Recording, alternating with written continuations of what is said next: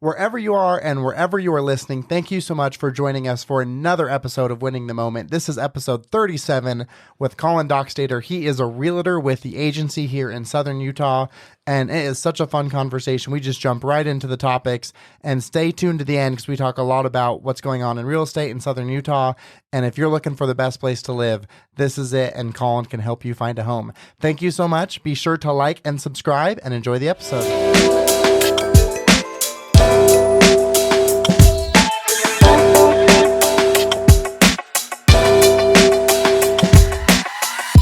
Anything that you specifically want to talk about? Not really. You know me. I can talk at length about a variety of subjects. Okay. So we'll just, I usually don't ever have an agenda. We just kind of just go with the flow and see where we end up. And I think that's the beauty of podcasting. Yeah. Is that it's not a scripted conversation. No. It's an opportunity to get in depth with someone at a level we don't always get to. We never get to. Right. When's the last time you had a 60-minute conversation with anyone without being interrupted? I bet you don't even do it with Megan, because if someone texts you while you're talking to Megan, you'd check it. Right, for sure. You know what I mean? Yeah. Because you're with her all the time. So it's whatever, I'm going to check my phone. We have been pretty intentional about, we both came from previous marriages that culminated in divorce, unfortunately, and made sure that one of the focal points going forward is good communication, because that's the root of so many issues. Whether it's an intimate relationship or a friendship or a family dynamic, so many things can be overcome with communication, and we just forget that because our feelings get in the way, our egos take and you start over. Telling stories, making up stories that aren't even true. Yeah, and you have a conversation with yourself without someone else. Yeah. And that's a terrible rabbit hole to go down, but it's part of our wiring. This format is great, I think, because you can actually have some direct conversation. Yeah, it's been really eye-opening how important conversation is and doing it, right? Because even Tavish's episode, I didn't know we were going to talk about that. I didn't even know that. I didn't even know any of that stuff happened, So it's I went into it thinking we're going to talk about branding and logos and all that kind of stuff, and then we ended up having this really in-depth, deep conversation. And it was a really important one. Absolutely. And it's one that probably needs to keep happening. Yeah. I just ended up in the middle of a situation I had. It was not on my agenda for the end of the year at all, and a suicide type thing? No, it was previous client, friend of the family, one of their boys is Cooper's age, they've kind of grown up together. Yeah. And, just they hit a rough patch in life. And I got a call from him 2 weeks ago. And it was a panic call, and it was a real estate driven conversation. I was actually on another call and I couldn't answer, and and I hadn't heard from him in a while, and so I hit the auto reply, hey, can I call you back? Yeah. And I got a quick reply, and he's like, yeah, I need you to help me sell my house. I'm like, oh shoot, it's not the typical conversation you have right before Christmas with someone. Yeah, right. And so I called him right back, and you could tell he was stressed out about dynamics happening in their life. And I was like, well, yeah, absolutely, help you guys out when that time comes. But it sounds like you've got some other things you need to work through, and, maybe some personal reflection could help. But here's the thing, at the end of all of this, this is a short-term issue. This isn't a long-term, this isn't insurmountable by any means. Yeah. And where you're at right now is temporary. It's not permanent. Yeah. And, I was like, have you got some counseling? And he's like, no. He's like, I probably need to. And I'm like, single most important thing any of us can do, whether we're happy, sad, stressed or not, is check in with someone. Yeah, for sure. And on a professional level, that's more helpful because they're versed in helping understand where you might be missing something. They read between the lines because you're so ingrained in your thoughts. And you can bury that stuff. I just had a gal on my podcast right before you, Amy, and she was abused by her brother when she was a kid. And she'd put it so far back in her memory. So her parents actually told her they're part of the LDS faith. And so they went to their bishop or whatever and basically said, like, shelf it, bury it. Like, we're just going to pretend it didn't happen.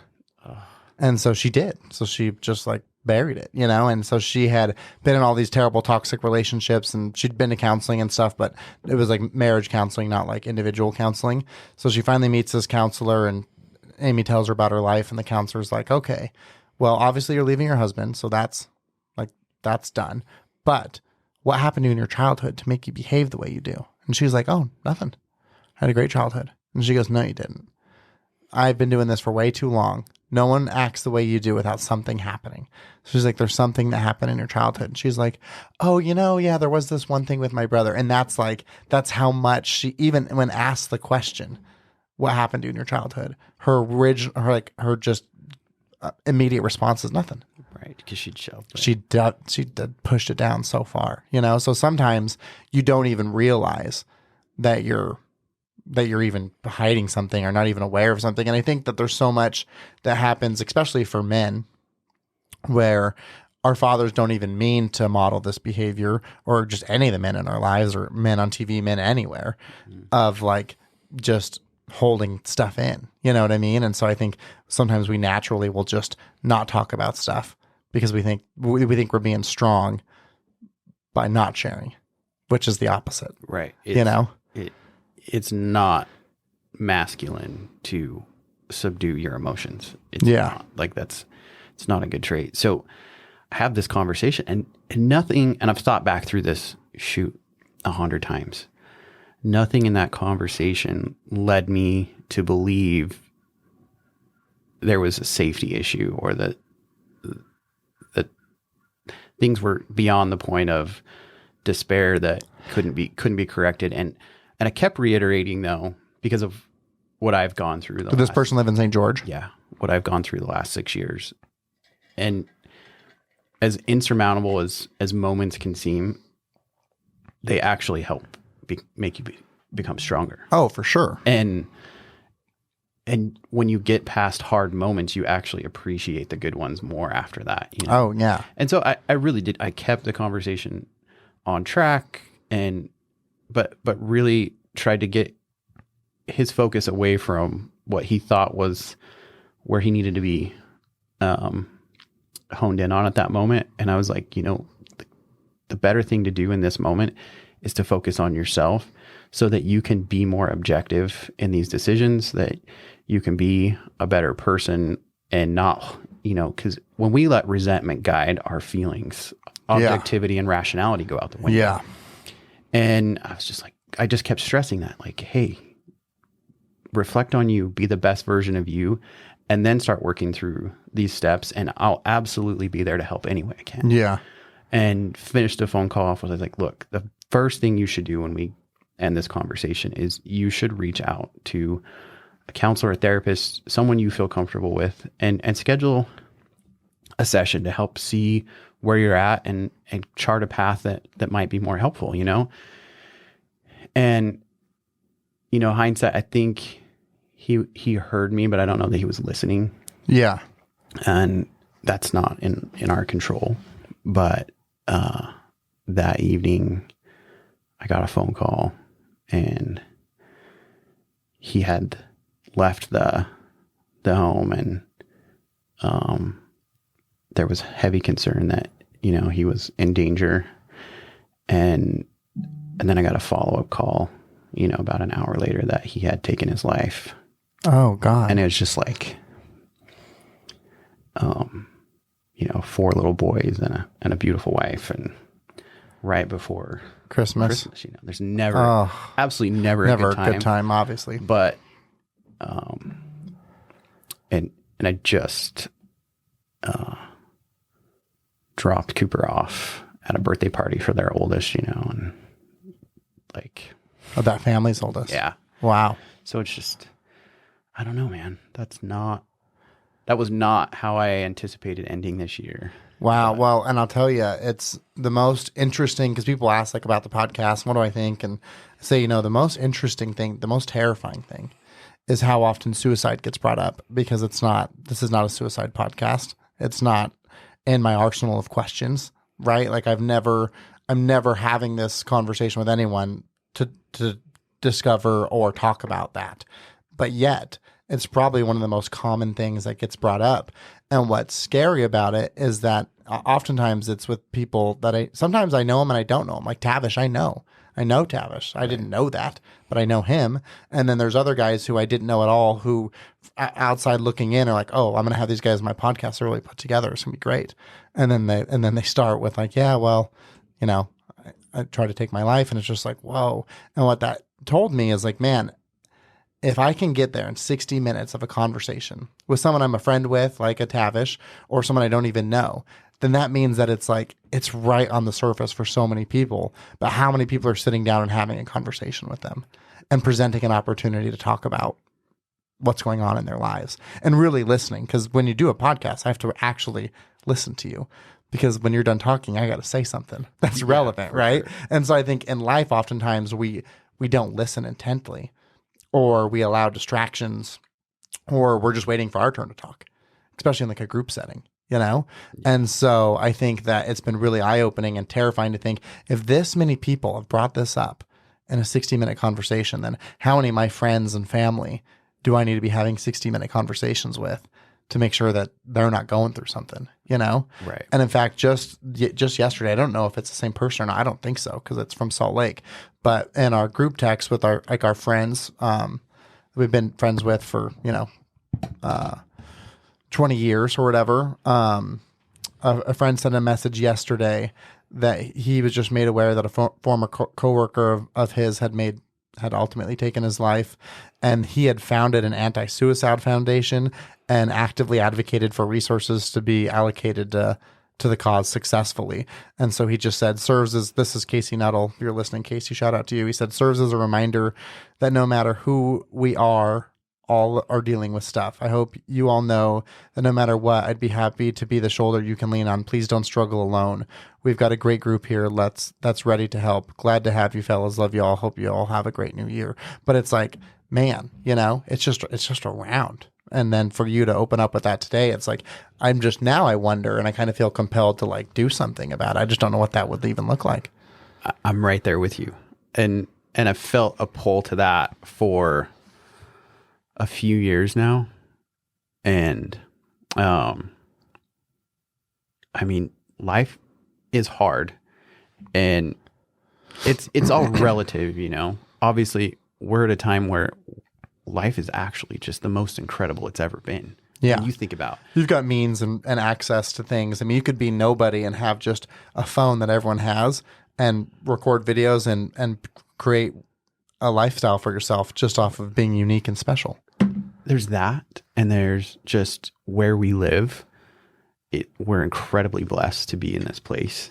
Who we're surrounded with, we really do have a community of individuals that will listen if you reach out to talk to them. I just think people forget that they have so many individuals around them that are absolutely willing to, well, and I think it's shame, right? Like shame of being vulnerable enough to reach out and say, not just that I need to sell my house, but like I'm suicidal. Hattie said, like, dude, I don't know if I'm going to make it through today. Your conversation would be so different. I would have shut my office down. Yeah, of course. And I would have jumped in my truck, and I would have drove over, and I would have sat, and I would have listened and been by that person's side as much as I could. And if he said that, then he's probably still alive. You know what I mean? But maybe, you never know. At least that day. Yeah, I do.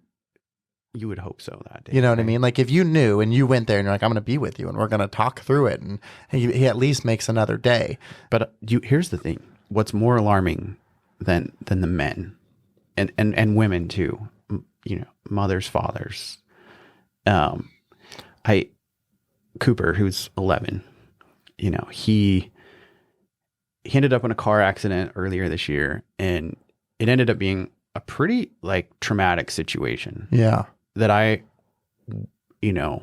been in car accidents personally, but this one, when your kid is in it, and then there's just these other dynamics around it, and it was like a very complex situation, and one that I hope never happens to anyone, but that stuff happens, right? Yeah. And didn't know what to do right after, and had some other friends that had been dealing with pulling their trauma off the shelf, like we just talked about, you know. And there's this really adult friends who are doing that. There's this really interesting process called EMDR, and I didn't know much about it, but you know, anytime that you can use a process that doesn't leverage EMDR, that doesn't leverage pharmaceuticals, I'm a fan of that. Is that the lights? Electromagnetic therapy. Lights, so it's actually kind of, and I'm obviously not a doctor, licensed physician or counselor or anything like that, but I actually did try this myself afterwards, and it's incredibly effective. Interesting. But they actually do like a light hypnosis technique where they have you follow your eyes with this wand, and it stimulates REM sleep. Interesting. And it puts you in a very hyper-focused but very cognitive state.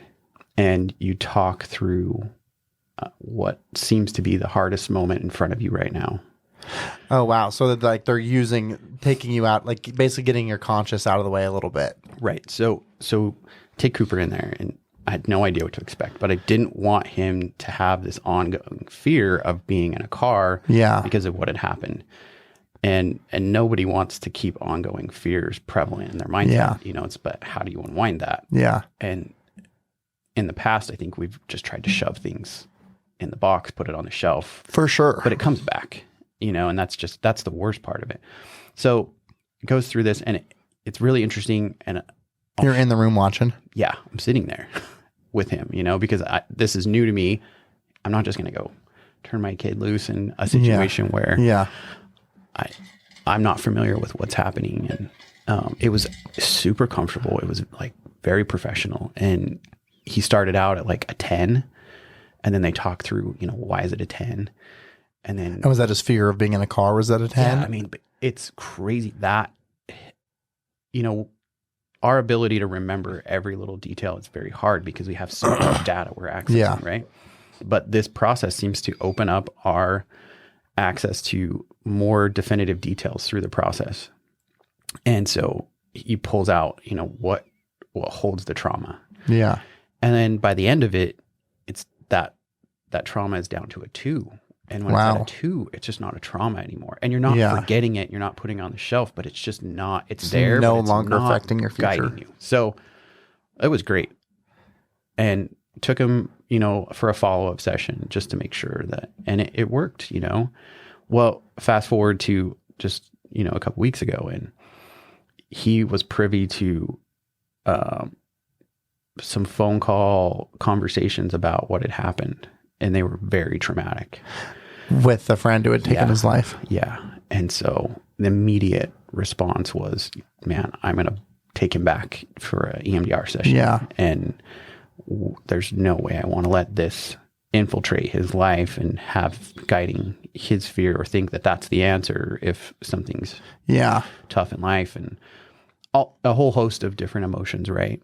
And so we get in there, and I tell, you know, the therapist why we're there. And he's just like, oh my gosh. And he's like, this is what's the most alarming out of all this. That's what, bringing this back full circle, is that since 2020, that suicide with kids at an exponentially high level. And it's like this popular thing to do. And like that, it's all heartbreaking. That is at a whole other level. Well, it's also with the phones and the social media. Like, because imagine when we were kids, like who was really judging us? Like the 40 kids we shared our classroom with.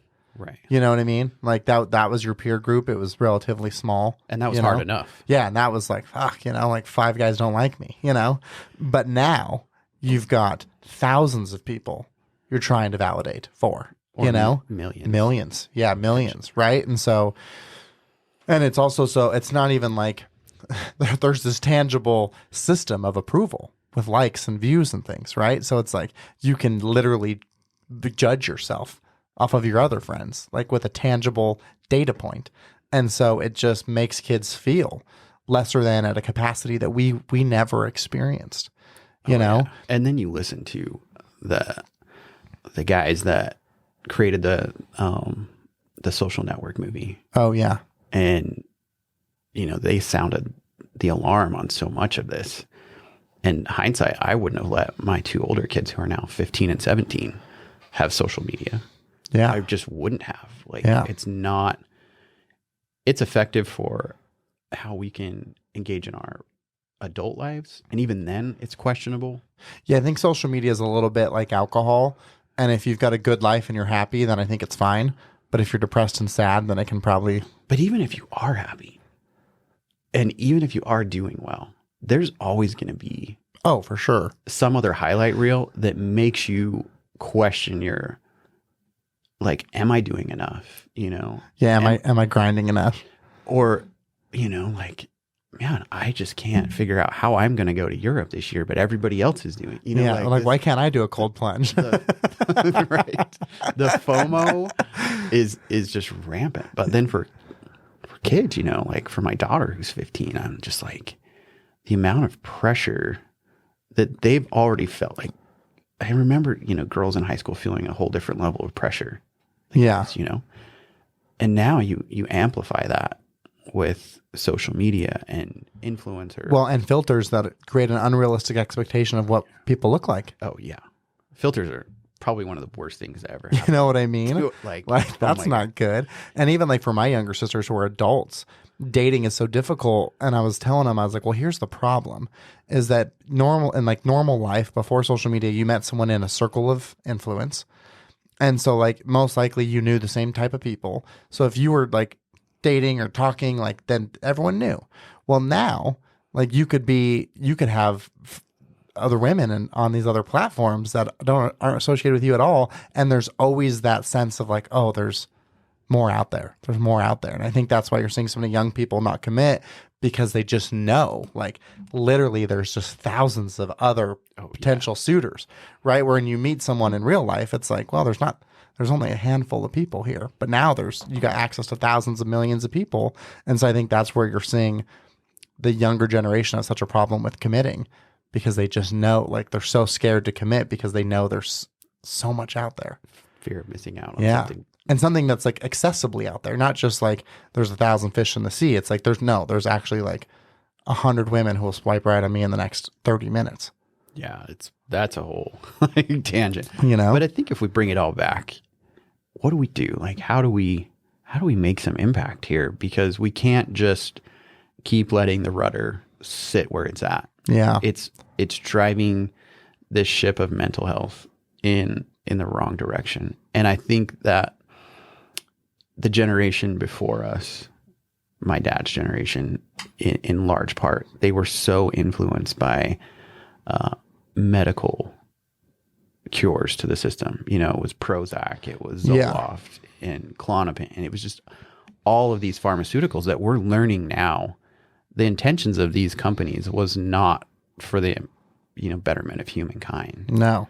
And it may have started that way with the individual scientists and researchers and engineers and things like that. But once it becomes profitable, it's a different model. yeah, it's just grown into this like gross disregard for the quality of life, you know? And so you see Justice Department fines to some of these companies that are just astronomical, right? Like not even comprehensible to the problem is like, cause like OxyContin, they got fined $6 billion, but they gross like 30 billion a year. So who cares? It doesn't matter. What I'm getting at though, is that you can't expect the government to fix this problem. Oh, they're certainly just not. Incapable of it. But what we can do is nor do I want them to. No, but at the community level and our neighborhoods and our circles of friends and family, like that's where I think we pivot and we address this. We have a different level of humility that needs to take root, and that we need to communicate with each other and not rely on these outside resources to fix the problem, because it's not going to. Yeah. That's what I love about this podcast, is because it creates a platform to have the conversation. So then at least people know they're not alone. And then they're also seeing people who for all intents and purposes, seem to have their life together, but they've done it. So it's like, I think it gives you like, oh, okay, so I'm not alone. Because I think a lot of times the people in those situations probably feel like, kind of like what you said about Europe. Everyone's going to Europe but me. And so I think those people in those situations sometimes feel like everyone's got it together but me.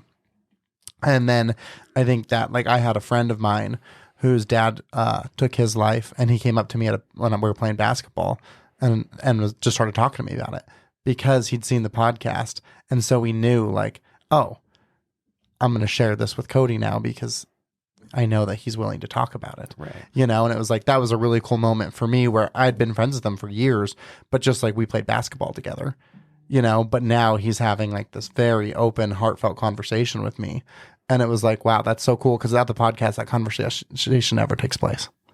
Yeah, no, it doesn't, because there's not an environment like this. No. And I've listened and really dedicated time to listen, you know, to not just hearing podcasts, but listening to them. Yeah. And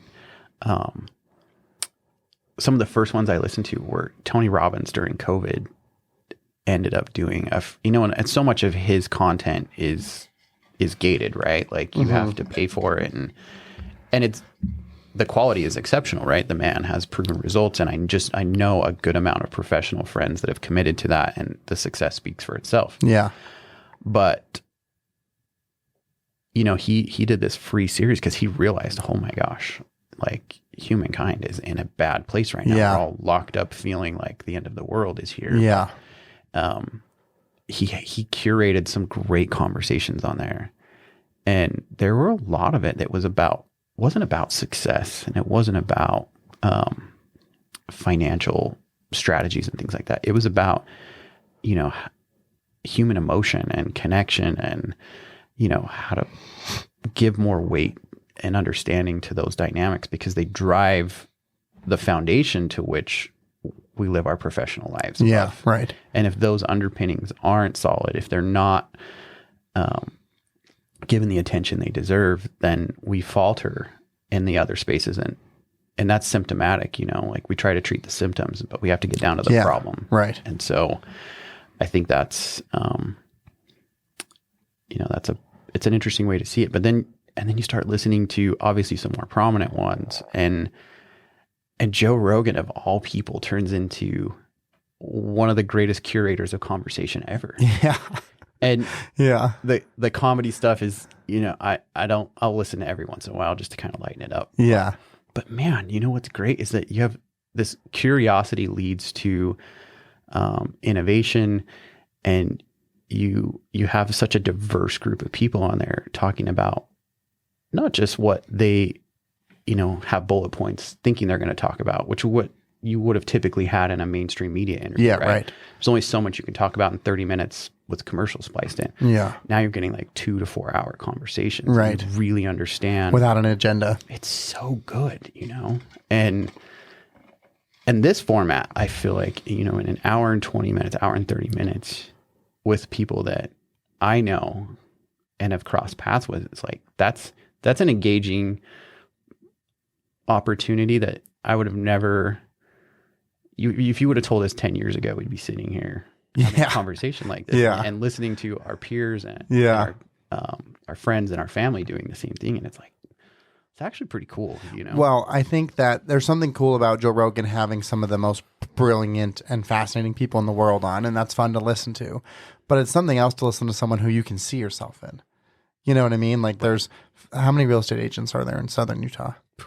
You know, around 2,000. So there's 2,000 other people who can see themselves in you, you know? And so I think that dynamic in a lot of ways is almost more valuable, because like when you listen to someone like an Elon Musk talk about anything, you're kind of just like, yeah, well, you're a genius. So like, that doesn't really help me. You know what I mean? But when you get to hear people who are walking life in the same way that we are, I think there's so much that people can take away from that, and inspiration and conversation. And I think it, in some ways, is more interesting, because we're just regular people going through the same struggles as everyone else. For sure. I think one thing they do in those deeper conversations validate, though, even when it's a Musk, you know, like the guy is, you cannot fault that he is one of the most innovative humans to exist on this earth. But at the root of it all, he deals with some of the same Yeah, he's still a person. emotions that we all deal with. Yeah. And a lot of these people do. And there's a common theme amongst some of these very prominent, successful individuals. And it's that they overcame trauma, tragedy through perseverance and some hard moments that, do wreck people, but they pushed past it. Yeah. And so the reminder of listening to those prominent individuals is that at the bottom of it all, they were able to overcome things that you're dealing with right now. Right. And that collaboratively, we keep that message like, hey, you can overcome anything, Well, I always ask the question, what's your biggest loss? And it always is a question people struggle with, because all of our losses in time become something that we look back on like, oh man, I'm glad that happened. But in the moment, you would never feel that way. You would never, in the moment of struggle, be like, oh, I'm so thankful for this struggle. Right. You're like, this is terrible. I want to get out of this. Right. But once you do, and there's enough of a runway between where you are and what happened, then we oftentimes look back on it and with like admiration for the opportunity it created. Absolutely. Like, one of my favorite quotes is that the comfort zone's a beautiful place, but nothing grows there. Yeah. And you're like, shit. Yeah, I used to always tell my sales reps every day, like, your goal should just be to be uncomfortable today. Because if you are, then that means you're growing. When you're asking for the sale when you don't want to, when you're greeting someone who, they don't really want you to greet them, like, all those moments of being uncomfortable means that you're progressing. Like, if you work an 8-hour shift on a sales floor and you never felt uncomfortable once, then you didn't even try. No. Right. And we all seek comfort. Of course. That's why the cold plunge trend is so prominent. And that's why it's good. It forces, and I haven't done it. I've done cold showers and I've watched the Wim Hof stuff. And again, the results speak for themselves. The people doing it are achieving at higher levels. I challenge you to find someone who's doing cold plunges who isn't successful in whatever realm they want to be successful in. Oh, for sure. Because the mental fortitude it takes. And not someone who like did it one weekend, but someone who like ongoing commitment religiously does this thing. And I don't know, did you see there's this really cool new place that opened just recently in town? And it's called Earth Spa. Oh, yeah. I think McRae had posted about that. Yeah. So I actually booked a session for Megan and I. Sweet. In January, just to go try it out. And it's a whole process of cold plunge, sauna, steam, and it's like a 45-minute. That's awesome. It's like, that kind of thing, along with some breath work and those things right there carry so much. Yeah, it's amazing the power that you have in simple things to make a big difference, even just your breath. You've done the breath work. We were at the one with the breath within you when they came down. And I know Brad Harker has been curating some events. And, he does it every Thursday. Which that right there, that's one of my goals for this coming year is to. I read this great thing last night it was just somebody's Instagram slide, and he's like, my wife and I made a commitment at the end of 2022 that our word for 2023 was going to be less. And I was like, oh my gosh, that just really resonated with me. Because like I was just telling you, so busy. Our life for this year was just, we packed 3 to 5 years of events in this year. And I wouldn't change it, but I wouldn't recreate it again. Right. But for this year to say less and focus on the things that have more meaning can open up new things. And breath work, we did that session and I was just like, that pulls deep trauma out. Yeah, think of what those people shared in that room with us that night. It was so like, and it's uncomfortable at some moments, Yeah. Because you are forced to cry. And I think crying's great. Yeah. It's our body's natural. Well, right. The body does it for a reason. Right. Nothing releases anxiety like crying does,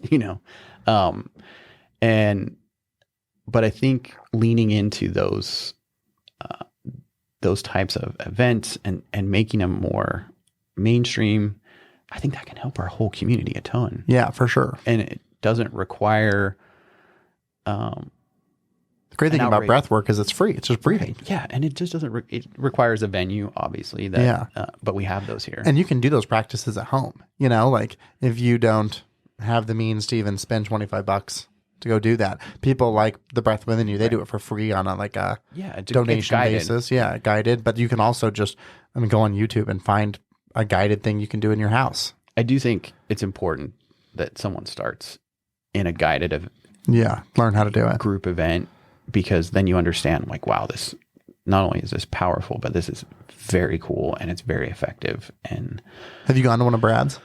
I have, again, last year was just crazy. There was my the kid events, the birthdays. You guys have what? 6 kids? 5.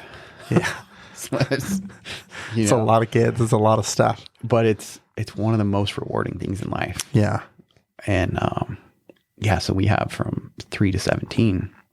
And so like this this fall was Connor's senior year, and that's a pretty emotional thing. Yeah. That your first child is entering their last. Is he going to leave the house, do you think? Like, what's he going to do? I don't know. I hope not for a minute, I'm not ready for that. But he found his purpose in the high school mountain biking league, which started the year before he was able to join it. And it's turned into one of the most incredible youth sports leagues, in my opinion, because Utah has the largest league in the country. And for Connor, he wasn't going to do any other sports. Yeah. So we tried team sports, and he put so much pressure on himself that he forgot that it is a team event, So if he felt like he was letting the team down, he just put all the weight of the world on him. Can't do that, Yeah. And but at the same time, like, I loved baseball, and I wanted him to love baseball, but you can't force your kids to love something. So we ended up at a birthday party when he was 8, and it was at a BMX track in Virgin. I'm like, what is this? I remember you guys doing that. And the kid lit up like a Christmas tree on that track, because his bike was always the favorite thing. And we did that for a little over 4 years, and it ended up being one of the most incredible 4 years. Even Cooper, who was, 1.5 years old, got him a Strider bike. By 2 years old, Cooper was racing. That's crazy. And we were going around, like, not the entire country, but we went around the West and state events throughout Utah, saw places that I probably wouldn't have visited. Yeah. Which was really cool. And then, we went to some regional events in Nevada and California and New Mexico and Arizona. And it was awesome. But it led right into this high school mountain bike league thing starting. And these kids, they don't ride the bench. They have to work hard. They get up at, 5 a.m. all summer and go ride 10 to 15 before miles. It's too hot. Yeah. And they're pushing themselves past their preconceived limits. Yeah. And then that leads into a fall race league where they're competing against teams from area schools, but also from schools across the state in their division. And it's boys and girls, and it's a lot of parent involvement, which I think is important. So we're getting licensed. Because you guys have to like take them because they don't have the means the schools don't have the means to transfer a whole bike team. Exactly. And it's one of the ultimate forms of community engagement. Yeah. You've got local businesses helping, you've got parents involved. Well, because it's also the start of something. Right. And it gives them purpose is so important. And I think that's a conversation to come back to. But so he did it for 6 years, and a lot of kids in that sport for a while there were burning out, and they would start because they get to start in the summer after 6th grade. Okay. So 7th and 8th graders are in a junior Devo league, but they're riding with high school kids. So they're getting mentorship from, and that's always I think a progressive environment that's helpful. Yeah. And, but a lot of those kids, and sometimes we as parents do this, we put so much pressure, and I think it's like a vicarious habit. Like we see their potential, yeah, and we have some stuff on our shelf where we may have not lived up to our potential. Yeah, and for we sure. want to project that Yeah, through absolutely. them and push them. Yeah. And you can't do that. Yeah. Because when you do that, then they quit. And the dropout rate for youth sports in a lot of venues is high when they're around 10th grade because they just had so much pressure. And they're just like, you know what? This isn't fun anymore. I'm out. Yeah. But we were really lucky, and a great friend of mine, shout out to Chris Tidwell. He took a mindset to run that team in a way where he wanted those kids when they started that first year to be there through the end. Yeah. And is that the coach of the team? Yeah, he was. Now he's the president, and Rob Tanner, who's also an exceptional individual. Shout out to Rob. Is the coach, and that's for Crimson. Each school now has their own team. That's cool. They're not sanctioned the same way like the other sports programs are, but they're part of NICA, which is a national cycling league. But Chris just set this mindset. He's like, you know what? We're going to have this so that if you want to push yourself and you want to be on the podium, great. But if you just want to be out here and you want to ride and be a part of a team, that's for you too. And so at the end, so they do 4, when they're in high school, they do 4 races, and they're at various venues throughout the state. Some are at ski resorts, some are at just courses that they've built up over time. Yeah. And it's so cool. We get to travel around inside our state. Yeah. What a great state to do it in. Go to a competitive event, but also go stay somewhere. It's like a staycation kind of thing. And we're obviously advocates for that kind of travel. So, but yeah, at the end of this year at the banquet, there was Connor and another gal that she's been exceptional. The two of them were the only 2 that started. Oh, wow. That's cool. All 6 years. Yeah. And so it was really cool to see that culminate. That is cool. And then on top of that, we had Cooper playing tackle football and the other kids with their events. And is football Cooper's favorite sport? Oh my gosh, yeah. He's just all in on it. And I really wanted him to love baseball. Yeah. And he's really good at it. Yeah. But he just doesn't love it. Yeah. He loves football. Yeah, I wanted Cash to play basketball. He didn't even play this year. Like, he played, and then when it came time to like play again, I was like, you want to be on the team? He's like, nah. I was like, what do you mean no? He's like, yeah, no, I don't want to do it. But he loves football. Yeah. But he does not like basketball. And they have to love it. And so Liv, and she started at like 3 years old. Actually, it was 4. She started at 3 in gymnastics and then progressed, realized that she didn't want to do just the individual gymnastics thing, and started competitive cheer at 4 years old. Wow. And she's so good at it. And the teams here, there's, you have Champion and Raglan. They turn out these incredible cheer teams, and they compete on a national level. Yeah. It's not what cheerleading was when I was in high school. Right. Like, these girls are like gymnasts, and they're like choreography and just their dedication, the amount of time they spend in the gym. Does Liv cheer for the high school too? No. So we did everything, to give her all the support she wanted, but we never pushed the pressure there. And she got to a point a couple years ago, and she was like, I'm not enjoying it, And we're like, that's okay, But so she's taken a few years off, and she did just come to me the other day, and she's like, Dad, I want to do it next year, So she'll be a junior, and it's, I think, she can do it 2 more years. Yeah. And it's not the high school, and she's like, I want to jump back in and do it. I'm like, that's great. I'm so glad that she didn't completely back herself away from it, right. Because I think one of the components that goes back to all of this, the mental health struggles, is purpose, Yeah. And it's such a simple definition, but it's fundamentally missing from so many people's lives right now. Yeah, if you don't have purpose, then all the things that are hard aren't worth doing, because it's like, what's the reason for doing it? Right? You have to have a purpose, otherwise. It's part of our core wiring as a species. Like, we're tribal, and yes, there are I think, a limited amount of individuals who really can be solo and really do like being away. But I think for the most part, a lot of that behavior is like goes back to shelf and hiding. Like it's kind of escape mentality a little bit. But well, I think what happens with the younger generation is they adapt purposes that weren't theirs. So like they just, like I see it when I go to the college classrooms and talk with students, and they think they're after something because that's what they were told to be after, versus like ever taking a moment and saying like, man, well, what do I really want for me? Right. And it's so easy to get lost in that trap of like, well, I'll work on my purpose later. Right now, I just got to make money and pay my bills. But you've got to find a purpose for all the stages of your life, because that's what's going to get you through those shitty hard times. Yeah. And it's okay if your purpose changes.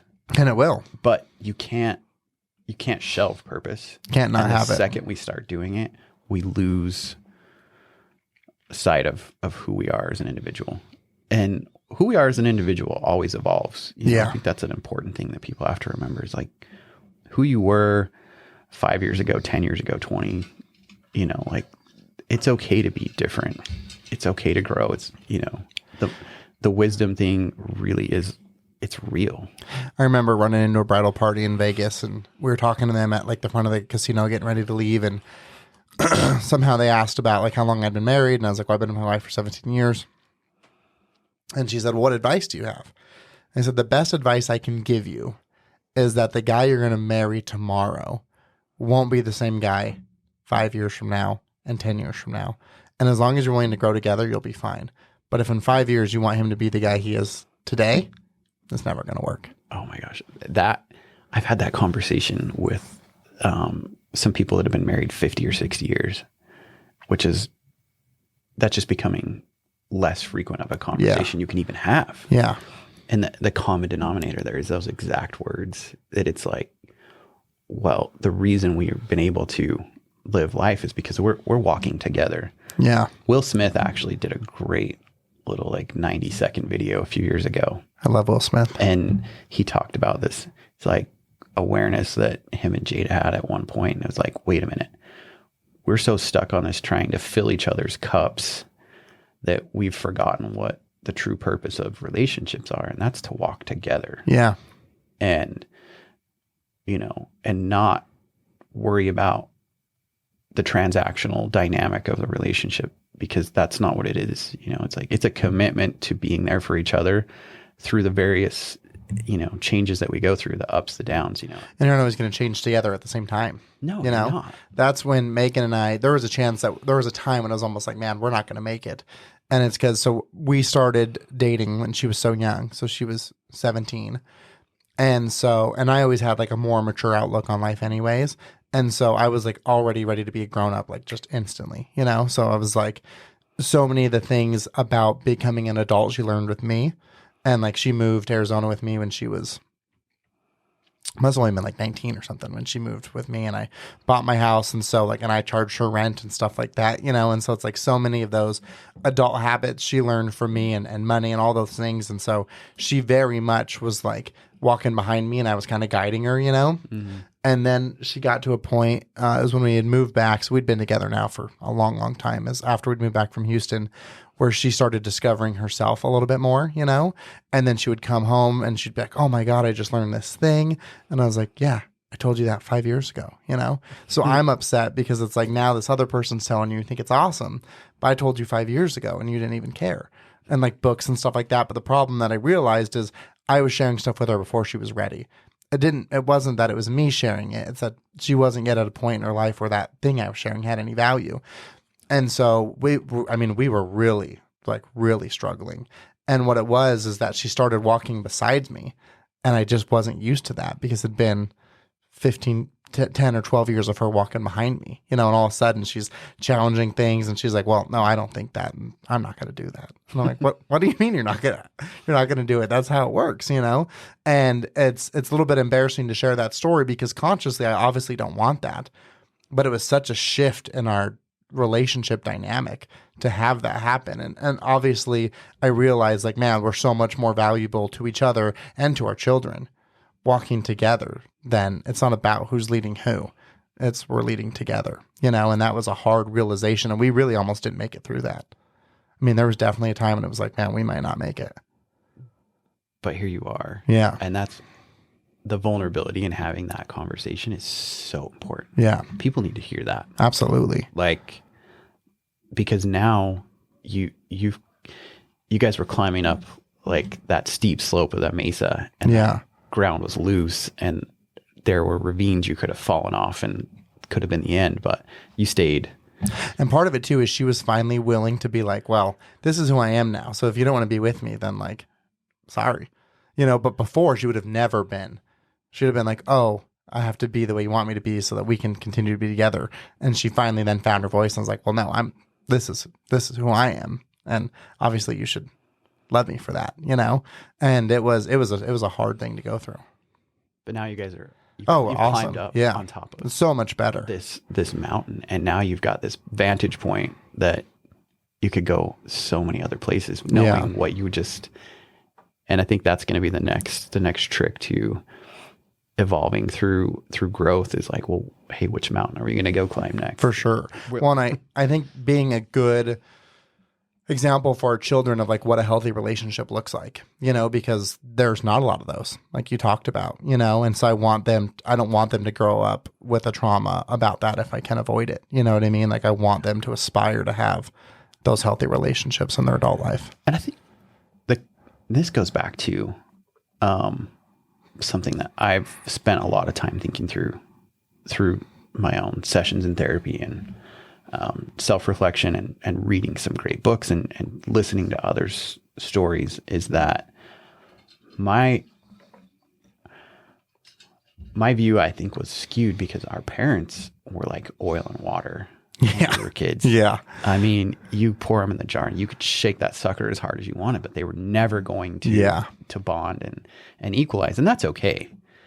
But they would let their emotions just completely wreak havoc, and rationality and objectivity were just gone. And I watched that happen, and I swore to myself, I was like, man, in whatever relationships I'm in the future, I will not fight with that other person. Yeah. But that was too far to one scale. Yeah. Right. And arguing and debating and even having fights is okay within reasonable. As long as you're not being disrespectful to one another, or disagreeing and having an argument is. But like our like one of my favorite movies is Inside Out. Oh yeah. Where you've got the control panel going. Yeah. You really do have to lean in and let certain, because if you don't, then you're not being a person, right? Well, even when couples say like, we never fight, I always think like, well, that's probably not good. Because somebody's building resentment. Right. Somebody's like putting a whole lot of books on their shelf. Yeah. And that shelf is going to fall down. Right. And that's never what you want to have happen, you know? And so I went too far that way. And now I'm like, man, it's okay to fight. Does it suck in the moment? Certainly. Yeah. But is showing our kids and my life like a whole new dynamic, because, you know, we're a blended family. Yeah. And there's no guidebook for being a parent in general. You're like, where's that manual? Yeah. It's like, well, even that's what I shared that story about Amy and what her parents said to her. And she was like, I didn't hold it against them because they did what they thought was best. It's not like they were trying to hurt her. They didn't know how to handle that situation. And who really does? You know, we don't, like, there's that quote that like, my parents are being parents for the first time. They're also living their life for the first time. Oh yeah. Like, we don't know what we're doing. And so, no, that is like, it's so true. And so now we're like, we're parents to our own kids, and then we're bonus parents, which is incredible because I love kids. I think they're a big part of the purpose of our life cycle. Well, that's why it's scary that so much of the younger generation's not having kids, because that is such a driving purpose and such a part of circle of life. And you can't explain it to some. I remember having friends when I had young kids and they hadn't had kids yet, and I was trying to explain what that feels like, and you can't explain it. No, I told Cash last night we went out to dinner because we had family in town, and we were waiting. Went to Buffalo Wild Wings, so we went to Target because we were waiting. and he was talking about like cars or whatever. And I told him, I said, every time you talk, my heart grows because I just love conversating with him, you know, and he's just so damn cute. Well, it is one of the funnest parts of life. You know, Yeah. you get to see this uninhibited person grow and just be who they are without a lot of influence in those younger years. And it's really neat. Yeah. It's a great, great thing. It is important that we carry the perspective and we let our ego go away, that we are role models, you know, and those selfish feelings that sometimes take root carry a heavy impact to the people that we affect below us. You know? Yeah. And so, yeah, I think that being good role models for our kids in our relationships and our professional careers, and also just giving them the understanding that it's okay to be vulnerable. It's okay to talk. Yeah. You're not doing this alone. Yet my son doesn't want to cry in front of me. And I never even I didn't even give him that. Like I tell him it's fine, you know, like, buddy, it's okay to cry. Like, don't worry about it. But he will, like, if I leave the room, he'll cry to my wife, but he does not want to cry in front of me. And it's like, I certainly didn't intentionally put that on him, that like he needs to be strong, you know, but it's just this interesting dynamic that he just inherently has that I want to break for him because I don't want him to think that he needs to bottle that emotion up just because I'm there. I think that'll work. You'll work through that. Yeah. Do you cry? I mean, not really. Yeah. So maybe there's some, I mean, he's probably never really, I don't know if he's ever seen me cry. like, there's some genetic, but I don't stuff there. I also don't have like, if I had a reason to cry, I certainly would. It's not like I'd be opposed to it, you know? Mm-hmm. Sometimes I'll watch a good movie or whatever and it'll evoke some emotion, but yeah, he's probably never seen me cry.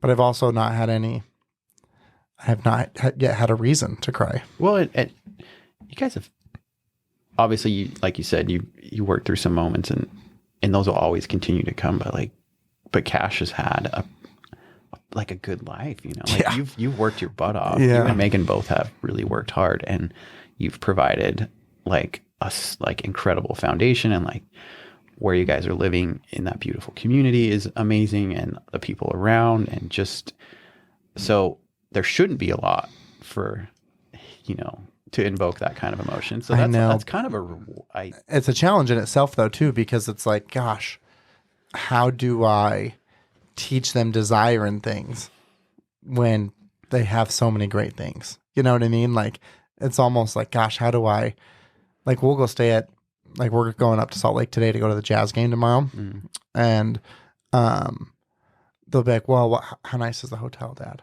You know, because they're used to like, especially with the Hilton stuff, right. You know, it's like they've just been exposed to these things. And so it's like, I'm kind of glad for my daughter, because then like she'll be picky with whoever she decides to spend the rest of her life with, because she'll have certain expectations of what life is like. But for Cash, I don't want to create this unrealistic expectation. And even for my daughter too, of like, this isn't just how it is. Yeah. I think one of the most important things is that you stay authentic to who you are. Yeah. And you don't try and have an artificial conversation that tries to influence them feeling what you think they need to. Yeah. I think you just have to stay true to who you are. Yeah. And communication, you know, like a realization that, you know what, the reason, kids, that we do get to stay in these great hotels is because I worked so hard with a team of individuals, right, and persevered through some really hard moments to earn these rewards, and continue to receive them because of the perseverance and dedication we have to who we are. And I think you guys will do really good that way. Yeah. I mean, I tell them, like, when we go to the Jazz games, you've been in our seats, right? Yeah. I tell them, like, when I was a kid, Papa used to take me to games, and we'd be sitting up at the top. And I remember as a kid being like, one day I'm going to sit in one of those boxes, you know? Like, and I just wanted to go to one. And now we have season tickets in a box. And it's like, I tell them, it's like, that started from my desire going to games with Papa, being like, I want to do that, you know? Yeah. And so to take them and be able to give them that experience is awesome. But I also, then my concern is, well, shoot, am I taking away their opportunity to have that same desire that I did? No, you're just enhancing it. It's snowballing. You know? Man, sports games with kids is something else though. Oh, I love it. Like I I remember the first jazz game I took Connor to, and it was with my best friend from college, TJ. Yeah, I met TJ. And Connor wasn't even a basketball fan, but just going. Yeah. And around that same time, we also took him to University of Utah. They were playing Colorado State, which wasn't a big matchup. Yeah. But just being, and we were maybe 6 rows behind the bench. That's sweet. So it was like, he's like, oh my gosh. He's like, I get it. Yeah. Right. And even Liv loves jazz games. That's awesome. And she's actually become kind of a football fan. Just the high school dynamics. Yeah. And so man, this year was crazy, right? So Cooper's big ask for his birthday, he was like, Dad, I want to go to a Raiders game. Nice. And I was like, okay, like that's a big ask, Yeah. But luckily we have great friends in our community and made that happen. And got to take him and my nephew and Megan. And man, shout out to Megan through all this, like being a bonus parent. Like I just realized we both are married to a Megan and we have a daughter named Liv. Right? It's so crazy. But being a bonus parent is just, it's rewarding, but it's also this unfamiliar territory. And man, she has just been this like incredible rock in all of our lives. And I think that goes unspoken. So like to all those step parents out there, like you guys are, that's a hard job. It's a hard, thankless job, but it's also incredibly rewarding. Yeah. Man, she's done amazing. So she's been at all these bike races for Connor with me whenever possible, and birthday parties, and we got to take Cooper to that Raiders game with my nephew, my sister-in-law's son. And man, those boys were like, just like in awe. You take them inside that. Oh yeah. And that was incredible. And then a few weeks later, I got a phone call from a friend, and they were like, look at this very last minute. It was the day before. And they were like, we can't go to the game. Do you want 4 tickets? For the Raiders again? Yeah. I'm like, well, of course. Yeah. Like, yeah. Who would turn that down? And the first person I asked after Megan I was like, well, I want to ask Liv, Yeah. because she's not been to a football Yeah. game. And so I took her and Connor, and they were like, neither one of them have been to a football game, but they've been to basketball games. They're like, yeah, we'll go. And they had so much fun. That's awesome. I'm taking Megan and the 2 kids to the Raiders Broncos game on January 7th. Oh. And so that'll be their first. Liv went to a football game when she was like 3 in Houston, but doesn't remember it. So for all intents and purposes, it'll be their first NFL game. And there's no playoff implications for that game. Well, there may be for the Broncos. Yeah, well, for both. But because the Raiders have won now too, and the Chiefs are losing. So it's like. But regardless of that, they want to beat each other. Yeah. So they're going to come at each other. other. Oh, yeah, they're big rivals. Even if it wasn't. Yeah. Like. So I'm so excited to take them because the Raiders Stadium is amazing.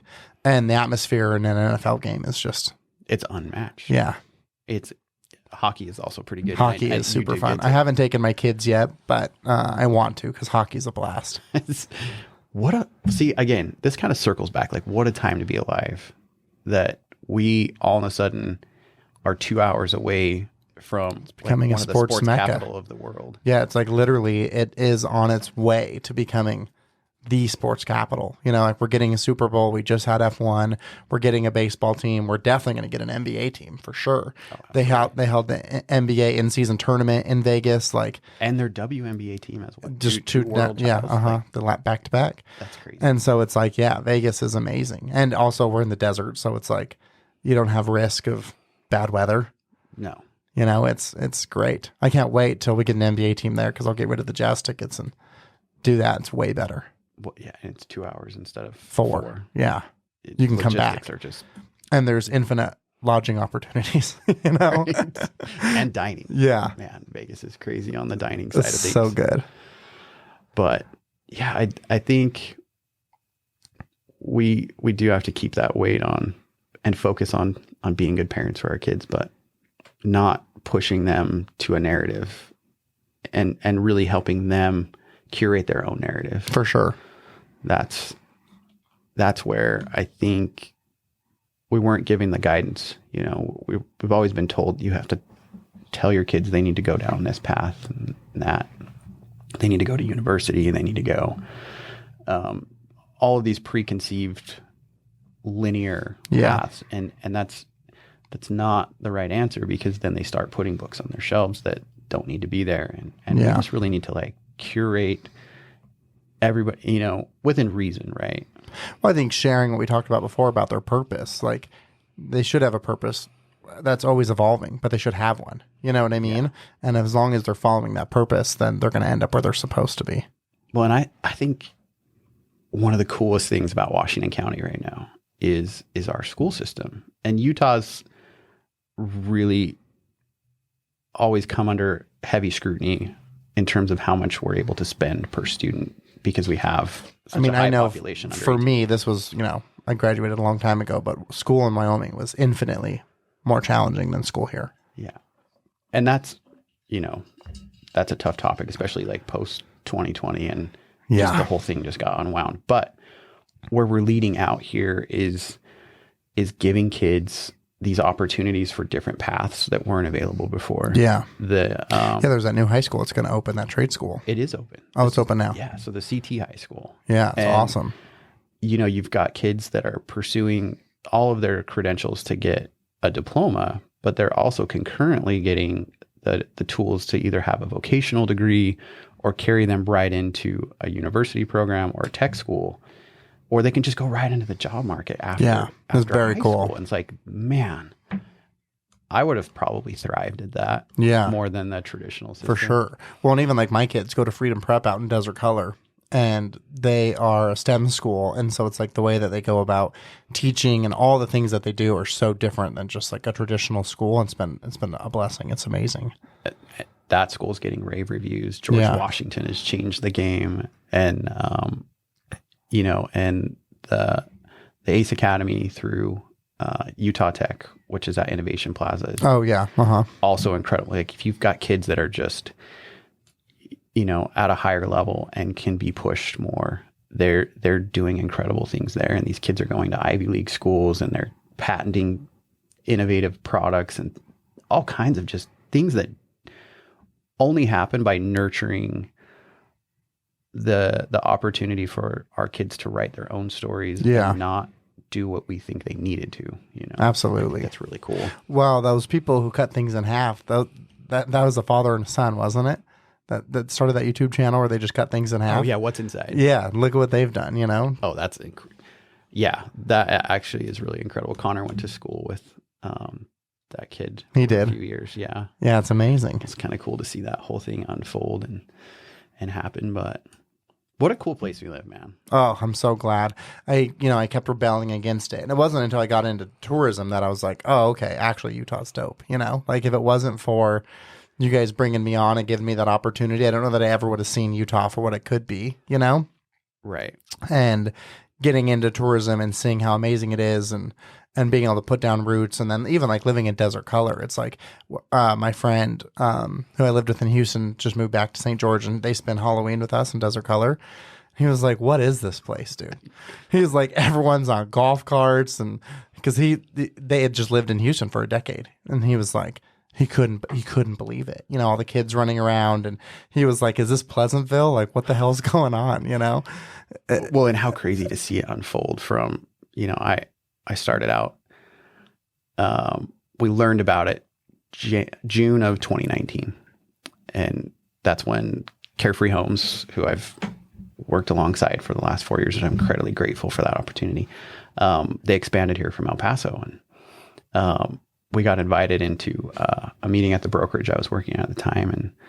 And these two gentlemen from the company come in, and they're talking about Desert Color. And I'm like, well, what is that?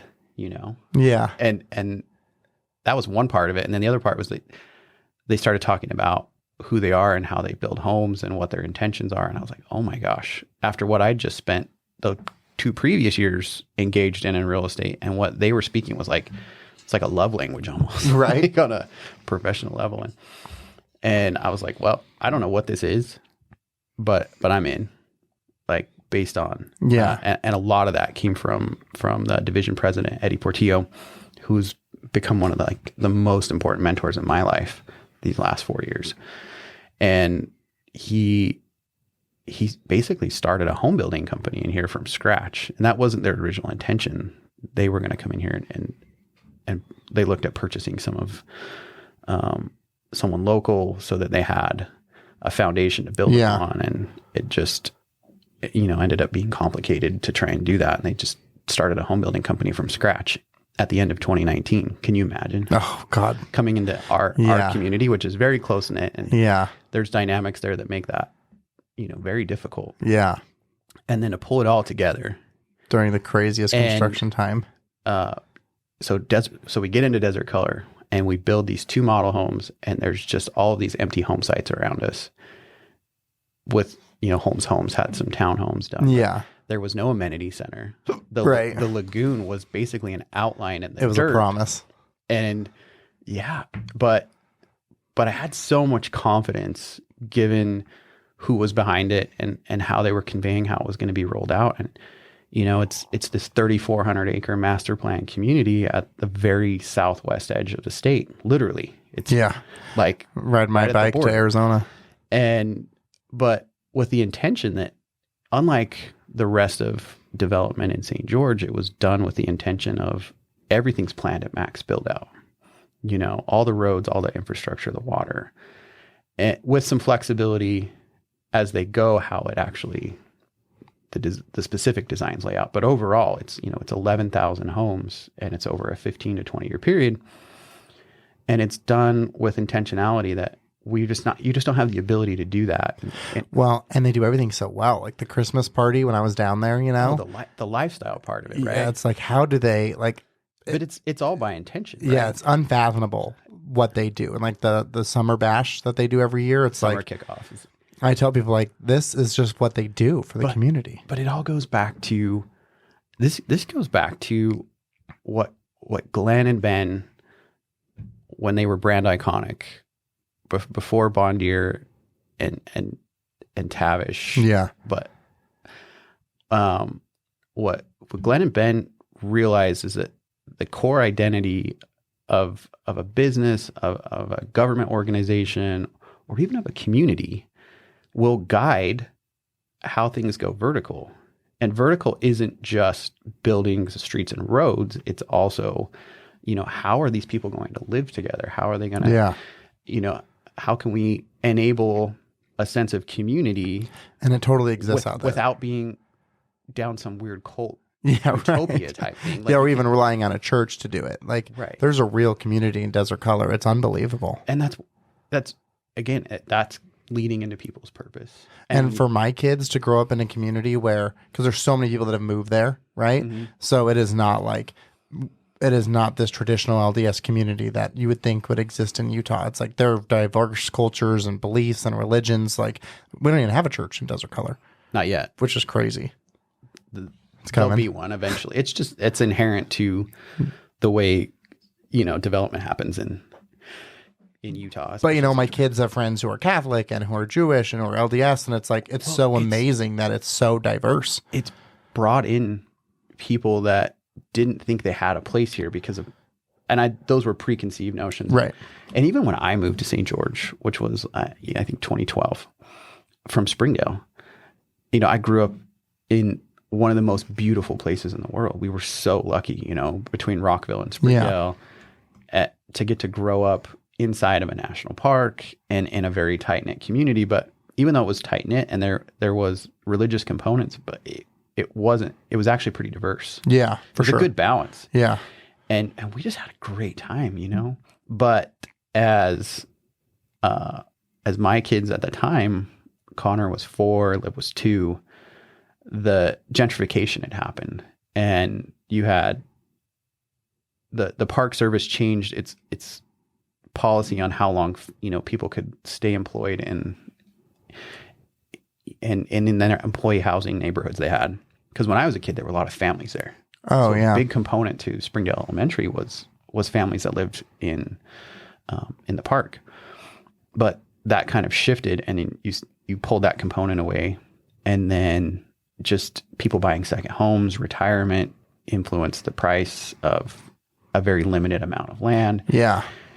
And it just changed, and whether that's good or bad is, that's an objective. And yeah, it's really more of a business community than a community. But when Connor was like, Dad, I don't have any friends here, like he was going to the development center at Intermountain on a daycare basis. But I was like, shoot, there were two other kids his age, 2 little girls. We didn't know who they were. So there was no connection. They weren't. Yeah. It was like, man, kids have to thrive around. We're tribal. Yeah. We got to be in a village. It takes a village. Right. And so we decided to move to St. George and picked Washington Fields. And I was nervous because, I tons of friends in high school that were LDS and I wasn't. And I always, at first, before their parents knew who I was and actually understood me and everything, it was a little bit of side eye, like, oh, I got that too. Moving here, Brack and I both moved to Dixie at the same time, and I for sure, like, certain girls, I couldn't take them to dances, and people just thought I was not good. Right. And so those kind of stories though were permeating outside of our control of really getting to tell people. And so I was nervous to move down in a neighborhood from living on 3/4 of an acre by the river in paradise to, a suburban neighborhood that was a little bit unfamiliar, and worried that, hey, if our kid's going to get, looked at funny because we don't go to the same church as a lot. Right. And it was none of that. The families that were LDS were so welcoming. There were tons of families that had moved in from California and some other regional areas. And it was just like, oh my gosh, like, I actually love living around people. Not everybody does, but I think in large part, I do think we're a communal species that likes to be around each other. Yeah. As long as you're not told too much what to do. Right. How to behave. Freedom. And so that culture for a long time still permeated, and people were resistant to moving here because they'd heard, oh, if you don't conform, you're not welcome. And that's just not true. We have one of the most welcoming communities ever. Oh, totally. The reason that we host all of these beautiful annual events like the St. George Marathon and the Huntsman World Senior Games, Ironman, and there's a reason for that. And it's because we have such a strong sense of community. And we have hospitalities in our nature too. That's absolutely, And so Desert Color looked at all of that. They were very intentional in their brand design before they ever stuck a shovel in the ground. Like 7 years planning that. Yeah, it's crazy. And then you had a very experienced group, Clyde Companies, and some other investors come in and say, you know what? We're not going to do this like you typically would. We're going to build an amenity center, and we're going to spend the money on infrastructure before we ever sell a house, which is wild. Yeah. Did they invest like $15 million? $15 million. That's what I thought. Yeah. $15 million before they even sold a house. Yeah. Which is just crazy, know? And because you look at, there are lagoon communities in Texas and Florida, which is where they were more prominent and will continue to be. But they typically didn't build a lagoon until 4 or 5 years of home sales to justify it. Yeah. But my mom and her husband live in this master plan community in Dallas, like really, really nice. And they don't have anything. And they've lived there for like 5 years. Which that's typical. And so like they come here and they're like, what the hell? Because like we have all of this stuff. What's not typical. And so now you have Clyde and some of those other partners collaboratively merged into a different company that oversees not just Desert Color, but they just broke ground on Salente in Washington, which is going to be exceptional. And then they're also doing a community in Eagle, Idaho, which is pretty neat as well. I mean, like just leaving today to come to the podcast, they just finished those pickleball courts, and so there's this 40-foot high Christmas tree that's just beautiful in the middle of it. And people are in every single pickleball court, just out there playing. And, they just continue to pull all of the pieces together. Yeah. That a community isn't, just driven around homes. It's driven around how we live. And they were so intentional with the design behind that and most people don't get it.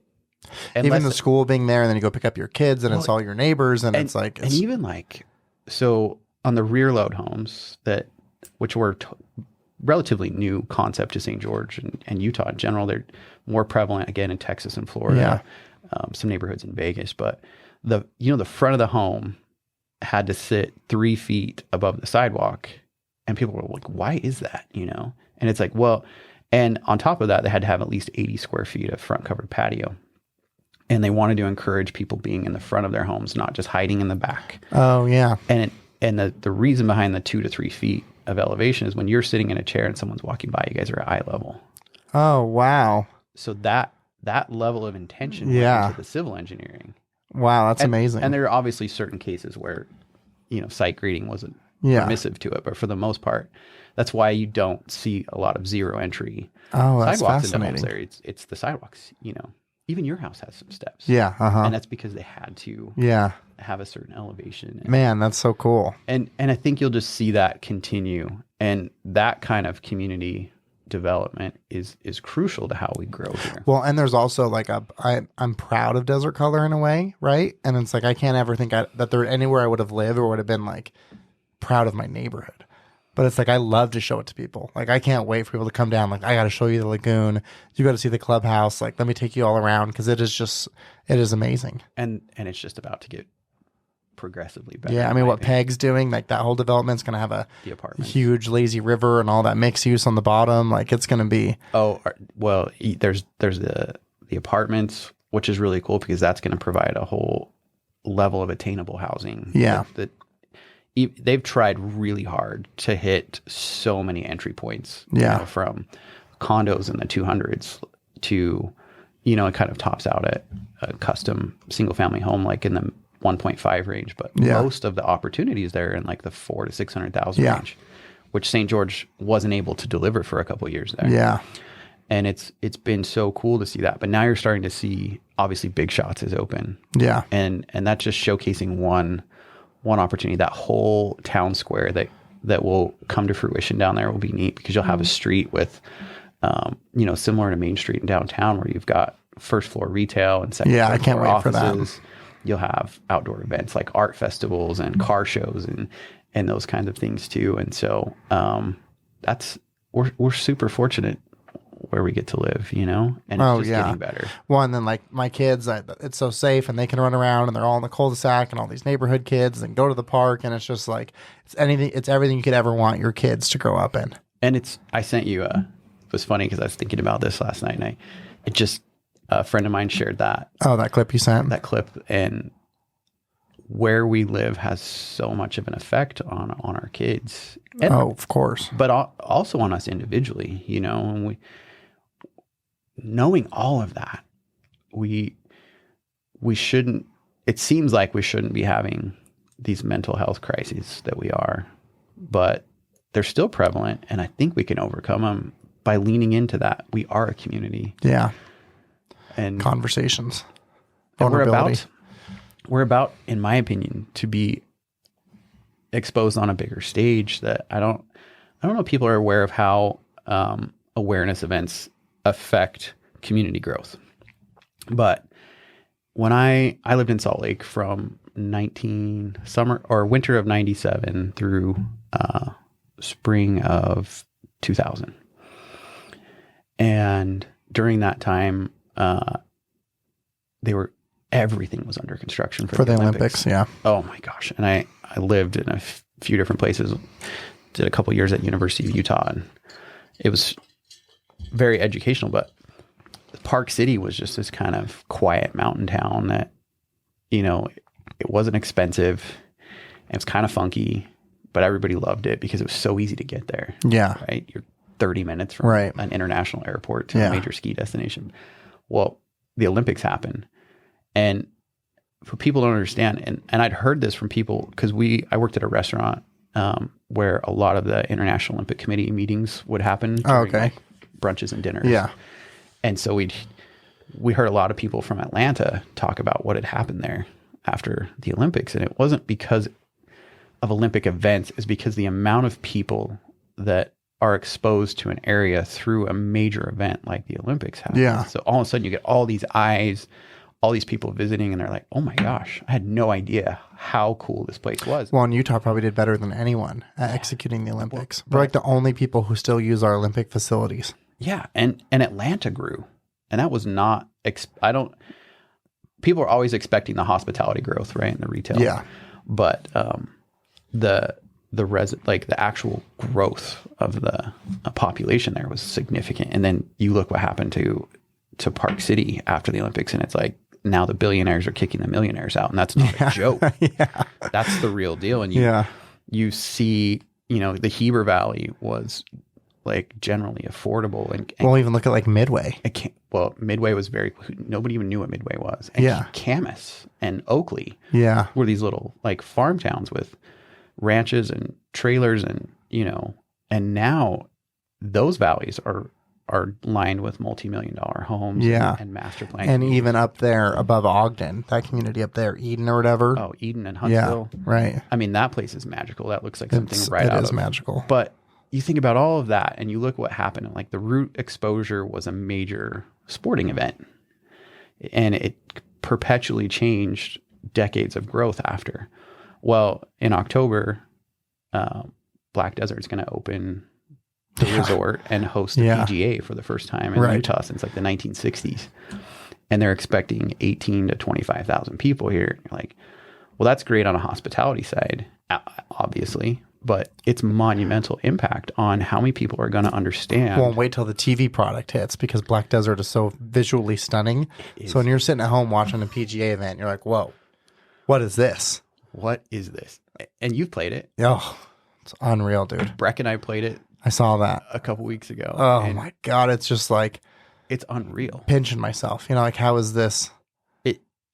They almost, for people that don't play golf, they almost need to do just a drive-through tour on a cart. I mean, it's amazing. See the views and how Tom Weiskopf laid that course out, and how well the Reef Capital executed on delivering that vision, and what it does for our community is exponential. And it's not just because these people are going to come and visit, they're going to use our businesses, and they're going to. Well, a great example too. I went to Florida for a hospitality event, and you're sitting down at lunch and people are like, where are you from? And I'm like, St. George. I'm like, oh yeah, that's where Black Desert is. Because these are hospitality professionals. So they want like the linen contract and the soap, but no one would have ever, before Black Desert, if I said St. George, no one would have known what I was talking about. If I said Zion, they'd been like, oh yeah. But this is the thing that it all comes back to. And our dad was always hitting on this point, and people were like, you're crazy, and it was when visitation went from about 1.5 million people, and it started trending towards 2.5 million. And the town and some of the neighboring communities and the residents were like, oh my gosh, this is terrible. Like we just can't have this happening. And my dad and one of my really good friends, Rebecca, her dad, Larry, had Flanagan's. Yeah. And she has Flanagan's. And love that family. But Larry and my dad were like, it's not about 2.5 million people. It's about 5.5. It's about 6.5. It's about 7 million people. Like, and here we are. Yeah. Where visitation to Zion is over 5 million at times, or close to. And yeah. And then you compound that with all of the events at Sand Hollow, and like we said, the Ironman, and we've exposed Southern Utah to a large group of people. Now you're going to bring in one of the biggest sporting leagues in the world. Yeah. And show off. Well, and even what happened with F1, we get some of that, right? Like, and if an NBA team gets there, the private jets were landing here and taking private transportation to Vegas because it was full. Yeah. So like we're getting all of that overflow of F1, the Raiders, like all of that is bringing that much more attention to that southern corridor, So well, and so you're going to have people come here for the PGA and then the LPGA. Yeah.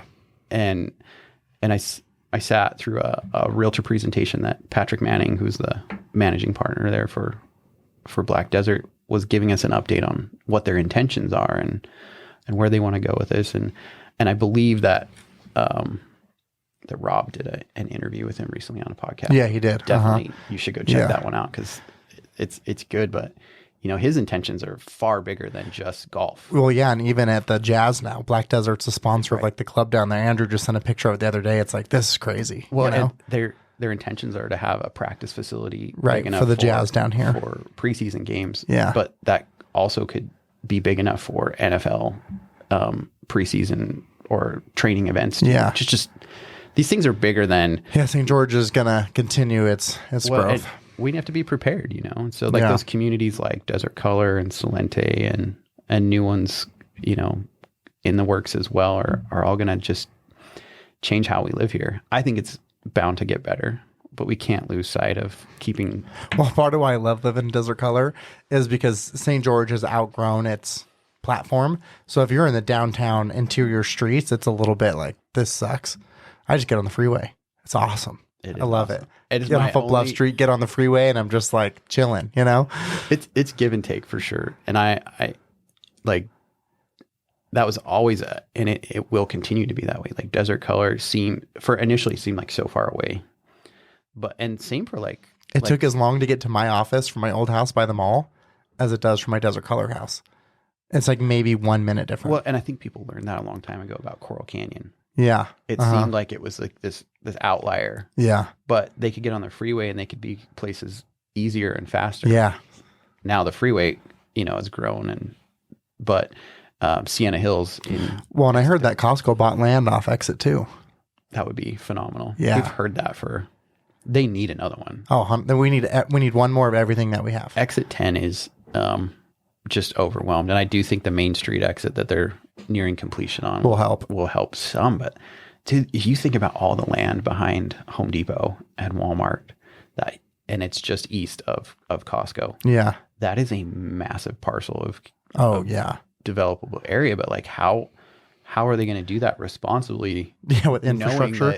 That exit already is just absolute chaos. And even leaving here, as we leave Santa Clara today to go back into town, that light at like that intersection right there of Dixie and Sunset or whatever, will be backed up past Dutch Brothers. That's crazy. The Southern Corridor, it goes through Sun River and it eventually loops over here. Yeah. McCrae was telling me about that a few months ago, and I'd not seen that. I still haven't seen exactly how that lays out. Well, and once you get all that new growth out at Exit 2 with the Smiths and a Costco and all those things, that'll also take congestion away from where it is. But we're basically an hour and a half, so I don't want to take any more of your time. But I do got to ask you one question, and that is, how do you define success? I knew this was coming because I like this. Well, you missed all the other ones because we had such good conversation, but you gotta answer this one. For me, I think there's a lot of ways you could answer this, but in a professional manner, I think success isn't it's not a number thing, but it's when your peers come to you for advice and you can give that with conviction and see them implement it and become more successful themselves. I love that. It's also almost like mentorship. I trusted, like when you've made it to where you can be a trusted mentor. That gives me more feeling of success than the numbers. Totally. That's a great answer. I love that. Okay, so people are listening to this podcast, and we didn't talk much about real estate, but we did at the end there, and they're like, man, I want to get into St. George, or I'm interested in that growth, or I want to be a part of Desert Color. What's the best way for them to connect with you? I'm pretty active on Instagram, just at Colin Dockstader. Okay. Website is homecollective.co, and I'm with the agency St. George right downtown on Tabernacle.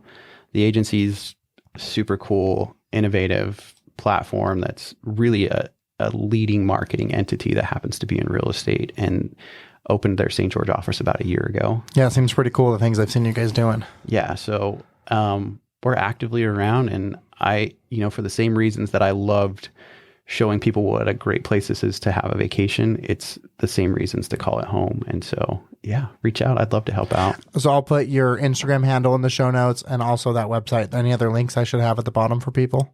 No, I think those are probably the best. Okay. All right. Well, I'll put your email too. Yeah, That we way can do it's that. You someone can put wants- my phone number out there. I don't care. Okay, yeah, what the hell? I'll put that also. All right, well, Colin, thank you. This was a great conversation. It flew by. I can't believe it's already been an hour and a half, wild. but thanks for coming and doing Thanks this for having me. Really appreciate it. It's the first time doing that, and I was a little nervous at first, but Nah, we got right into it. Well, thank you so much, and Happy New Year. Happy New Year.